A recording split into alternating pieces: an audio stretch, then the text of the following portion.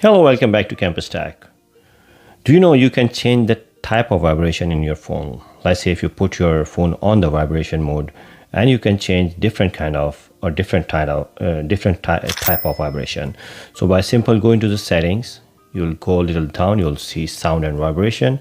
When you go into the sound and vibration, you'll find right there the call vibration and notification vibration. So those are the different kind of things.